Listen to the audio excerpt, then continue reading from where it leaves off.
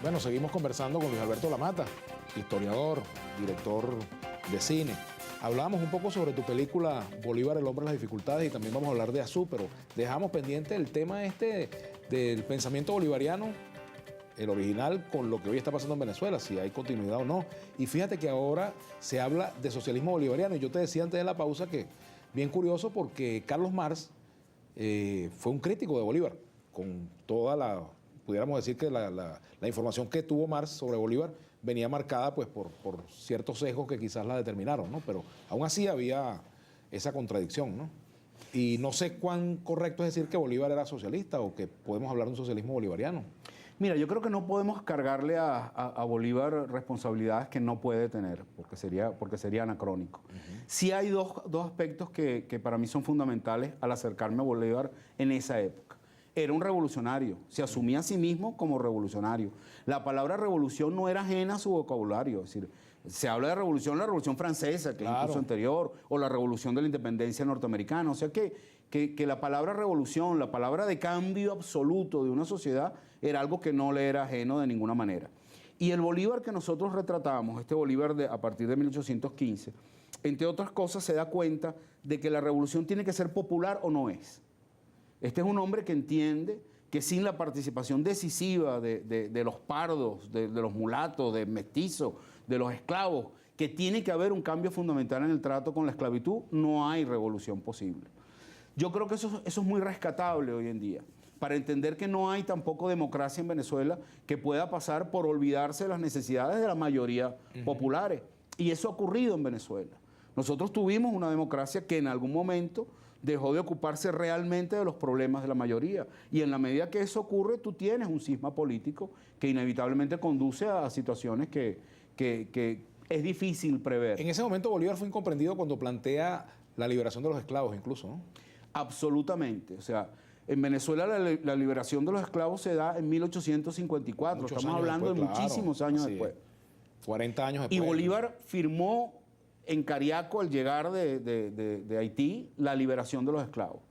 Y la oligarquía, que esa es otra palabra que mucha gente critica, o sea, uno dice oligarquía y como el presidente Chávez la usaba de manera contundente, entonces se ha convertido en parte de la diatriba política.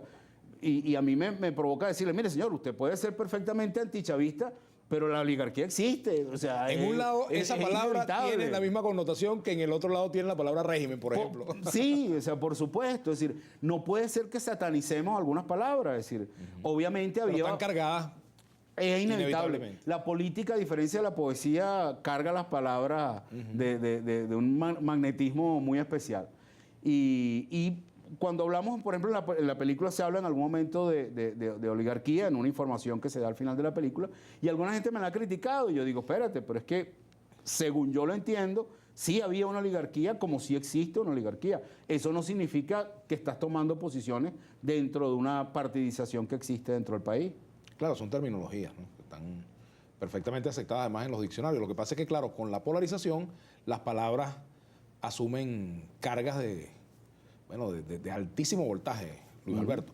Pero hay otra película que precisamente tiene que ver con el tema de la negritud, que es parte de nuestra historia, de la esclavitud, de lo que fue la lucha de los negros, de los cimarrones por su liberación. Y es la película Azú, una película que particularmente, bueno, a mí en lo particular me llegó mucho y siempre la recomiendo porque hay que verla para identificarse y comprender un poco lo que es el origen, pues, de esas luchas, ¿no? Lo difícil de ese momento histórico, ¿no? Sí, mira, Azú es una aventura en la época de la colonia. Esa es una época poco vista en Venezuela. Poco sabemos de cómo éramos los venezolanos antes de la independencia. Eso es algo que cuando pasas por la escuela lo ves como muy rapidito, ¿no? Y resulta que mucho de lo que somos tiene que ver con esa colonia. La colonia fue como el gran crisol donde nos formamos como país. Azú es la historia de una esclava recién secuestrada del África, como las agarraban allá y las zampaban aquí, que ni siquiera habla castellano, y la sueltan en una hacienda donde hay un amo que considera que eso es algo que él ha comprado y es algo que él puede usar de la manera que quiera, y en el fondo se convierte en una gran persecución. Pero una persecución que les cambia la vida, que los transforma como personajes. Es decir, los que empiezan la película no son los mismos que la terminan, ¿no? Ujú, es correcto. Sí, bueno, y ahí hay unas actuaciones, por ejemplo, Pedro hace una actuación maravillosa, ¿no? Claro, es difícil para mí juzgarlo porque esa actuación yo la amo, es decir, en el sentido de que es muy hermoso cuando tú te imaginas un personaje y de repente te encuentras un actor que te da mucho más de lo que tú esperabas. Yo creo que Pedro hizo una de las grandes actuaciones del cine venezolano, por mérito de él, o sea, no digo que sea ni siquiera mérito del director, creo que Pedro de verdad creó un personaje lleno de magia, lleno de sabiduría, lleno de la ambigüedad que necesita un personaje de este tipo, ¿no? Y además muy merecidos todos los premios que ha ganado con Yanga, que es el personaje de Pedro Durán Así en es. Azul. Por cierto, tuve la oportunidad de entrevistarlo en la radio y, bueno, es un personaje además muy modesto. Él, como ser humano, una persona con todas las credenciales, con todos los méritos, pero fíjate, un hombre muy sencillo, ¿no? Y Así bueno, es. es una actuación que yo creo que de las mejores que le he visto, ¿no? En el cine. Ahora, fíjate, volviendo al tema de la esclavitud, todavía hay remanentes, yo no sé si en el subconsciente colectivo de la esclavitud, de lo que la esclavitud nos marcó como sociedad, Alberto. Yo creo que Venezuela tiene un racismo soterrado que debe superar como debe superar muchas cosas. Que no es el racismo que existe de repente en Estados Unidos o en algunas partes de Europa, pero sí existe, sí está ahí y hay que erradicarlo. Aquí se han dado incidentes, es decir, yo mencionaba el otro día un incidente con Carl Herrera, por ejemplo, en un estadio. Eso es inaceptable para los venezolanos. Es decir, hay racismo mucho más light. Yo el otro día me encontraba con un vecino en el ascensor de la casa y él probablemente por decirme algo atento me dice, ¿cómo estás, La Mata?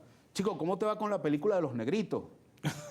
y yo decía, no sé por qué sentí que ahí hay un piquete que no me gusta, pero bueno, pero así es. Es obviamente un racismo distinto, pero es algo que como sociedad debemos superar, pues como tenemos que superar tantísimas cosas. ¿Y contrarracismo tenemos? Mira, yo creo que tenemos sobre todo un impulso, por alguna razón, y esto tiene que ver mucho incluso que ver con la película de Bolívar, este es un país de profundos sentimientos democráticos. A pesar de haber tenido una vida republicana tan azarosa, tan llena de dictadura, este es un país que siempre ha tenido una tendencia hacia a la igualdad y a la democracia. Yo siento que no es casual que nuestra independencia en algún momento se jugara al lado realista, porque era el lado de repente más igualitario. Boves no es una casualidad, como no es una casualidad Páez, como no es una casualidad una cantidad de cosas que ocurren en nuestra historia que siempre apuntan a una democracia que a veces es torpe e incompleta, pero que siempre va buscando un sentido de la igualdad muy, muy, muy grande, muy distinto a otros países de América Latina. Tú que conoces países, México, por ejemplo, en México hay un sentido de la jerarquía social, de los estamentos sociales, que afortunadamente en Venezuela no tenemos. En México es usual que una determinada clase social no asista a algunos lugares nunca. Venezuela somos más parejeros y yo creo que eso es positivo. Para mí siempre hay una base de democracia que es muy importante. Bueno, por fortuna. Vamos a hacer la pausa, Luis Alberto, y ya regresamos contigo para la parte final del programa.